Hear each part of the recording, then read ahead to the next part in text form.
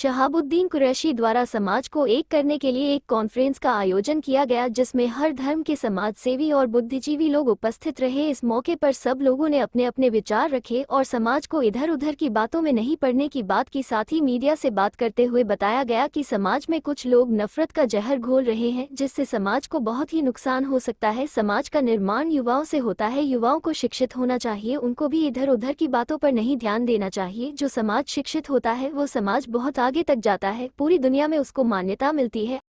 भाई आज किस तरह का पूरा कार्यक्रम का आयोजन यहाँ पे किया गया? देखिए, ये इस तरीके का कार्यक्रम था कि मोहम्मद साहब की जो बातें हैं अच्छी, वो सारे धर्मों के लोगों तक पहुंचना चाहिए। तो इसीलिए ये प्रोग्राम रखा गया। हज़रत मौलाना खालिद रशीद साहब से मशवरा हुआ कि तो ये इस कॉन्फ्रेंस के तहत रखा गया। ये हुआ कि जलसे और जुलूस तो बहुत होते हैं, एक कॉन्फ्रेंस की जाए सारे धर्मों के लोगों को बुला के। अब ये हमारे वफा अब्बास भाई बैठे हुए हैं और हमारे भारत अकादमी से आए थे, आप जानते हैं, अनुराग द्विवेदी जी आए थे और हमारे बहुत से हमारे हिंदू भाई भी आए थे, राजू वाजपेयी जी आए थे और राहुल मिश्रा जी आए थे। तो सबने बातें सुनी और सबने कहा, तारीफ भी कर ले, ये तो हम बातें पहली दफ़ा सुन रहे हैं जो हुजूर सल्लल्लाहु अलैहि वसल्लम ने कहा है। तो इसी को लेके ये कॉन्फ्रेंस रखी गई थी। मुख्य रूप से कौन कौन यहाँ पे उपस्थित है? मुख्य रूप पे उनकी तो अध्यक्षता थी हज़रत मौलाना खालिद रशीद साहब की। उसके बाद वफा अब्बास जी थे, भारत अकादमी से आए थे रजत शर्मा जी, राजू वाजपेयी जी थे, राहुल मिश्रा थे पार्षद, यही सब लोग थे। इस तरह के कार्यक्रम से क्या संदेश देना चाहिए? संदेश यही देना चाह रहे हैं कि जो एक समाज में कटुता आ गई है वो कम हो, हुजूर की बातें समझे लोग, क्या कहा है उन्होंने, पड़ोसी के साथ कैसे सहयोग करना है, कैसे हमें जो है नमाज पढ़ना है, कैसे रोज़ा करना है, सारी बातें बताई। उन्होंने कहा पहले पड़ोसी का हक, बाद में दूसरे का हक। पड़ोसी उसमें कोई हो, कोई भी धर्म का, किसी भी धर्म का। क्या संदेश देना चाहिए? बस यही संदेश देना चाहते हैं कि आपस में सब मिलजुल के रहें और जो अच्छी बातें हैं हुजूर सल्लल्लाहु अलैहि वसल्लम की और बाकी भी धर्मों की, उस पर चलें और सब प्यार मोहब्बत से रहें और अमन और अमान से रहें। कार्यक्रम में उपस्थित थे, आप क्या कहना चाहेंगे पूरे कार्यक्रम को लेकर? देखिए, कार्यक्रम बहुत अच्छा था।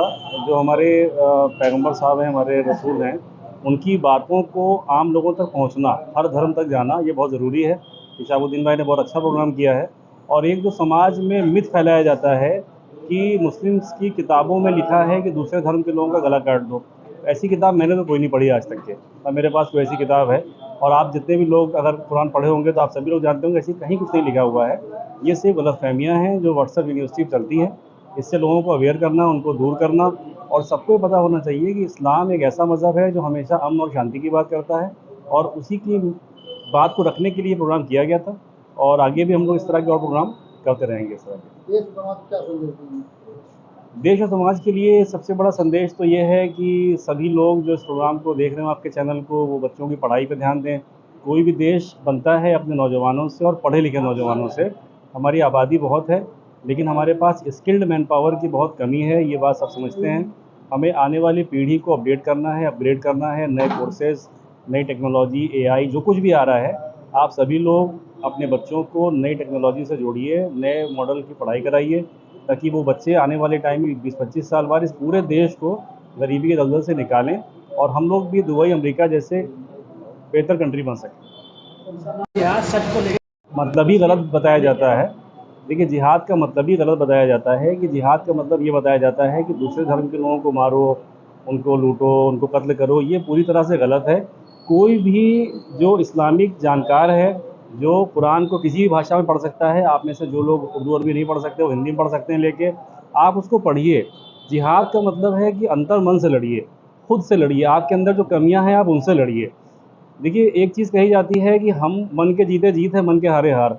तो वही बात है कि अगर हमारा मन साफ़ सुथरा है, अगर हम बेहतर हैं, तभी हम समाज को, देश को, अपने परिवार को, अपने गली मोहल्ले को बेहतर कर सकते हैं। अगर हमारा मन ख़राब है तो कुछ नहीं कर सकते हैं।